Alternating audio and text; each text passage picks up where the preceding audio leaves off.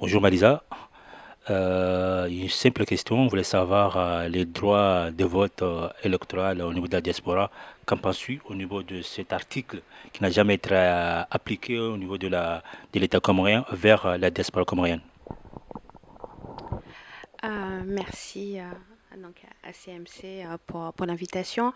Euh, pour répondre clairement, la Constitution comorienne octroie le droit de vote à la diaspora comorienne.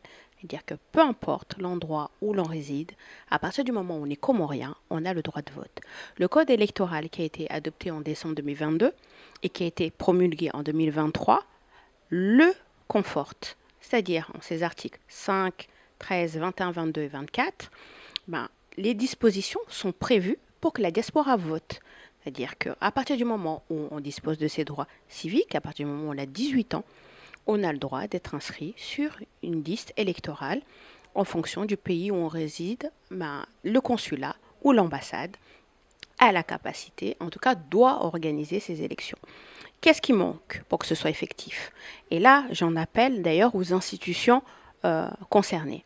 Il faudrait que la CENI propose au ministre de l'Intérieur et au ministre des Affaires étrangères, ça c'est l'article 13 du Code électoral qui le dispose, leur propose un arrêté conjoint pour la mise en œuvre, les modalités qui permettront à la diaspora de voter. Donc la Constitution le permet, le Code électoral le permet. Maintenant, c'est plus qu'une volonté politique. Et donc, j'en appelle profondément, sincèrement, officiellement à la CENI, au ministre de l'Intérieur, au ministre des Affaires étrangères, de prendre des dispositions nécessaires afin que nos concitoyens puissent avoir leurs droits qui soient respectés. C'est un devoir, certes, mais c'est aussi un droit.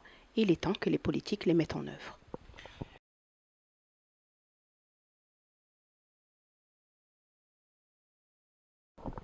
Encore une fois, c'est une question de volonté politique.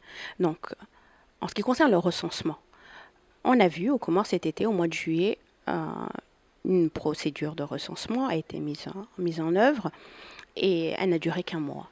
Qu'est-ce qui l'empêche, du 1er septembre au 1er octobre, qu'on puisse procéder à ce recensement, premièrement? Deuxièmement, il y avait déjà des démarches qui avaient été entreprises pour commencer un fichier de la diaspora. Nous savons tous que tout citoyen, peu importe sa nationalité, je veux dire qu'il soit comorien, mais franco-comorien ou sénégalo-comorien, peu importe, dès lors qu'il va sur le territoire national, on l'oblige à faire une carte nationale d'identité. Nous avons tous des cartes nationales d'identité. Donc il y a déjà quelque part un fichier qui existe. On sait déjà qui est comorien et réside à l'étranger à partir de ces cartes d'identité. Donc c'est déjà une deuxième possibilité. Ensuite, qu'on ne vient pas nous dire que les moyens financiers manquent, parce que je suis persuadée que chaque potentiel électeur comorien qui réside à l'étranger est prêt à donner une contribution, 10, 20, 30 euros, peu importe, pour que son droit puisse enfin être respecté.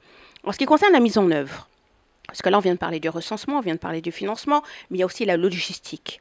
En France, les mairies mettent à disposition, les pays qui le souhaitent, mettent à disposition les locaux, les urnes, les isoloirs, etc., etc., pour que les élections puissent se réaliser en France.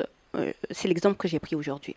J'ai été élue municipale à la ville de Marseille. J'ai déjà mis à disposition des pays amis qui ont sollicité donc la mise à disposition des espaces de la ville de Marseille pour qu'ils puissent organiser leur élection. Et si cela ne suffit pas, même dans d'autres pays, il y a des pays amis tels que le Sénégal, tels que le Maroc, et j'en suis convaincue, sont tout à fait disposés à mettre à disposition leur chancellerie, leur consulat, à les mettre à disposition de nos concitoyens pour qu'ils puissent effectivement voter. Donc nous avons le temps, nous avons les moyens, il ne manque que la volonté.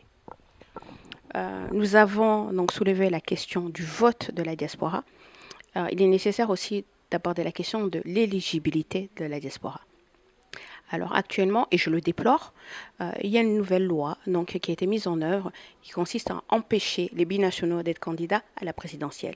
Alors il faut bien faire la distinction. C'est uniquement la présidentielle qui est concernée, absolument pas le gouvernorat. Alors c'est fort déplorable. J'en suis profondément attristée. Pourquoi? Parce que nous avons une grande majorité de notre population, de nos concitoyens qui résident à l'étranger et qui sont binationaux. Donc nous sommes en train d'interdire à quasiment la moitié de la population comorienne la possibilité de défendre les couleurs nationales. Et c'est profondément injuste.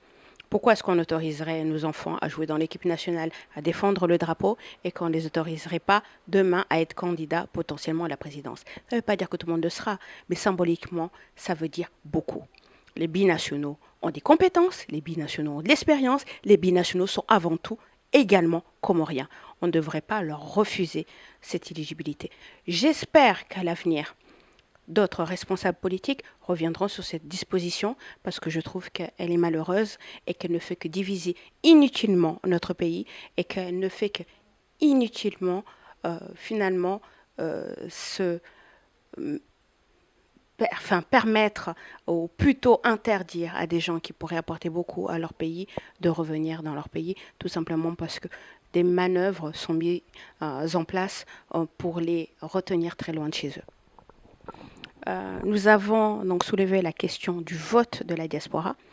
Il est nécessaire aussi d'aborder la question de l'éligibilité de la diaspora.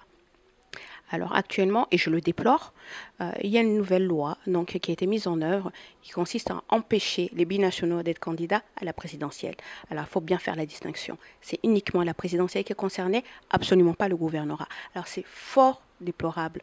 J'en suis profondément attristée. Pourquoi? Parce que nous avons une grande majorité de notre population, de nos concitoyens qui résident à l'étranger et qui sont binationaux. Donc nous sommes en train d'interdire à quasiment la moitié de la population comorienne la possibilité de défendre les couleurs nationales. Et c'est profondément injuste. Pourquoi est-ce qu'on autoriserait nos enfants à jouer dans l'équipe nationale, à défendre le drapeau, et qu'on ne les autoriserait pas demain à être candidats potentiellement à la présidence? Ça ne veut pas dire que tout le monde le sera, mais symboliquement, ça veut dire beaucoup. Les binationaux ont des compétences, les binationaux ont de l'expérience, les binationaux sont avant tout également comoriens. On ne devrait pas leur refuser cette éligibilité. J'espère qu'à l'avenir, d'autres responsables politiques reviendront sur cette disposition parce que je trouve qu'elle est malheureuse et qu'elle ne fait que diviser inutilement notre pays et qu'elle ne fait que inutilement finalement se permettre ou plutôt interdire à des gens qui pourraient apporter beaucoup à leur pays de revenir dans leur pays, tout simplement parce que des manœuvres sont mises en place pour les retenir très loin de chez eux. Merci Madame Aliza. Merci beaucoup.